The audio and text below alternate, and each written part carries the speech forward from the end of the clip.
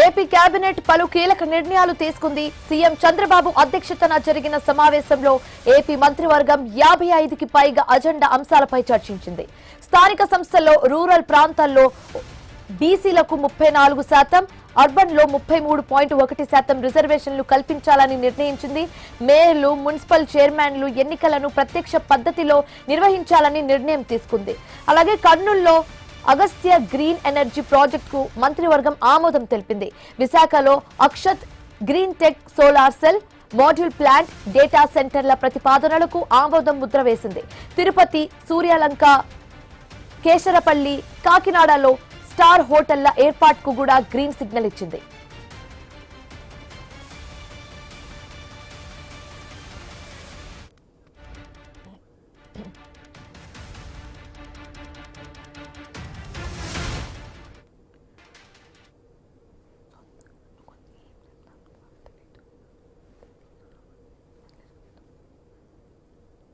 AP cabinet పలు కీలక నిర్ణయాలు తీసుకుంది.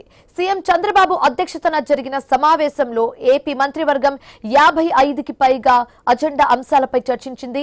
స్థానిక సంస్థల్లో రూరల్ ప్రాంతాల్లో బీసీలకు 34%, అర్బన్ లో 33.1% రిజర్వేషన్లు కల్పించాలని నిర్ణయించింది. మేయర్లు, మున్సిపల్ చైర్మన్లు ఎన్నికలను ప్రత్యక్ష పద్ధతిలో నిర్వహించాలని నిర్ణయం తీసుకుంది.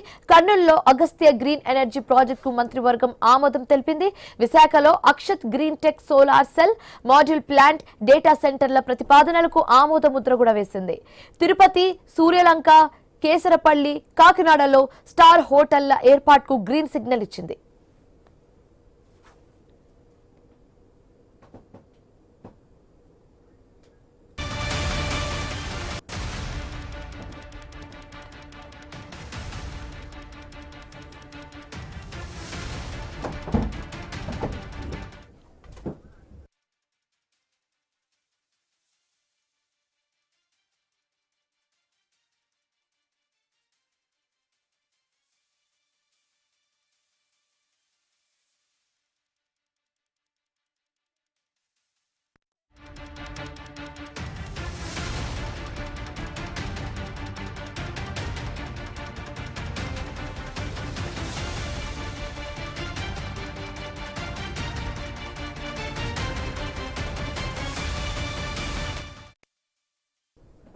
ఇదే అంశానికి సంబంధించి కంప్లీట్ డీటెయిల్స్ మా కరెస్పాండెంట్ నాగేశ్వరరావు అందిస్తారు ఫోన్ ద్వారా. నాగేశ్వరరావు, ఏపీ కేబినెట్ ఏదైతే పలు కీలక నిర్ణయాలు తీసుకుంది. అయితే సీఎం చంద్రబాబు అధ్యక్షతన జరిగిన సమావేశంలో ఏదైతే ఏపీ మంత్రివర్గం 55కు పైగా అజెండా అంశాలపై అయితే చర్చించింది. అయితే స్థానిక సంస్థల్లో సంబంధించి రూరల్ ప్రాంతంలోని బీసీలకు 34% రిజర్వేషన్, అదేవిధంగా అర్బన్ లో 33.1% రిజర్వేషన్లు కల్పించాలని నిర్ణయించింది.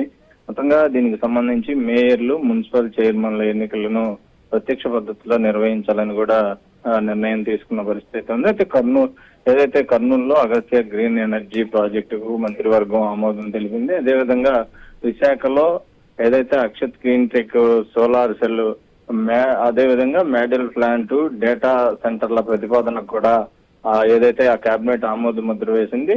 అయితే తిరుపతి, సూర్యలంక, కేసరపల్లి, కాకినాడలో స్టార్ హోటల్ ఏర్పాటుకు కూడా దీనికి సంబంధించి గ్రీన్ సిగ్నల్ ఇచ్చిన పరిస్థితి అయితే ఉంది. మొత్తంగా 55కి పైగా అజెండాతో ఈ యొక్క సమావేశం పూర్తి చేసింది. అయితే మొత్తంగా ప్రధానంగా అయితే బీసీలకు రిజర్వేషన్ కి సంబంధించి ఏదైతే రూరల్ ప్రాంతంలోనే 34%గా ఇవ్వగా అర్బన్ లో 33.1% రిజర్వేషన్లు కల్పించింది. దీనికి సంబంధించి ఏదైతే మొత్తంగా 34% రిజర్వేషన్ ఇవ్వాలని నిర్ణయించినప్పటికీ అర్బన్ కి రూరల్ ప్రాంతానికి విడివిడిగా తీసుకుని దీన్ని కేటాయించిన పరిస్థితి అయితే ఉంది. మొత్తంగా మేయర్లు, మున్సిపల్ చైర్మన్లకు సంబంధించి కూడా అదేవిధంగా ఎన్నికలకు సంబంధించి ప్రత్యక్ష పద్ధతిలో నిర్వహించాలని కూడా దీనికి సంబంధించి నిర్ణయం తీసుకున్న పరిస్థితి అయితే ఉంది.